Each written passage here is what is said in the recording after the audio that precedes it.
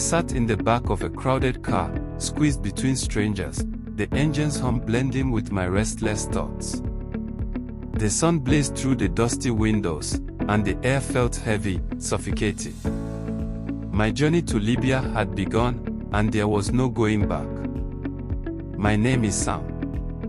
I grew up in a small town in Nigeria, the eldest of 5 children. Life at home was hard, too hard. My father worked long hours in the fields, and my mother sold vegetables in the market, but it was never enough. I wanted more, not just for myself, but for my family. For years, I had heard stories about life in Europe. People said there was work, good money, and a chance to make something of yourself. I decided to take the risk. The plan was simple: travel through the desert to Libya, find a way to cross the Mediterranean, and start a new life. The journey began in Kano, where I met others with the same dream. We were all desperate, hopeful, and scared. I paid a man named Daniel, a smuggler who promised safe passage, a large sum of money. That money had been borrowed from relatives and friends, and I knew failure wasn't an option. The first few days were uneventful. We traveled through villages, the scenery changing from green fields to barren, dusty plains.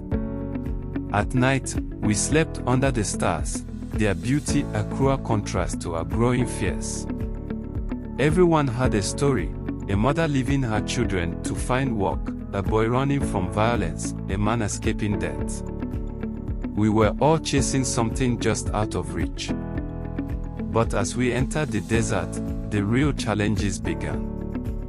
The heat was unbearable, the kind that burns your skin and drains your energy. The water we carried was barely enough, and my lips cracked as I tried to ration every drop. "Don't stop," Daniel warned as he drove. "There are bandits out here, and they don't care if you live or die." I nodded, but fear gripped me. Every sound, every shadow, felt like a threat. The car sped on, the endless sand stretching in every direction. One evening, as the sun sank behind the dunes, the car broke down. Daniel swore under his breath and climbed out to check the engine. The rest of us got out too, stretching our cramped legs. The silence of the desert was deafening, broken only by the soft whisper of the wind. After hours of tinkering, Daniel sighed. "We need a path to fix this. I go to the nearest town with someone. The rest of you stay here." A young man volunteered to go with him, and we watched as they disappeared into the darkness. The night was cold, the kind that seeps into your bones. We huddled together, sharing what little food and water we had left. The next day passed slowly. By evening, there was still no sign of Daniel. Hunger gnawed at my stomach, and fear grew among us. Should we stay? Should we leave? No one knew what to do. On the third day, a sandstorm hit.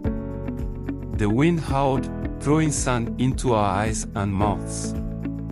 We huddled behind the car, trying to protect ourselves, but the storm was relentless.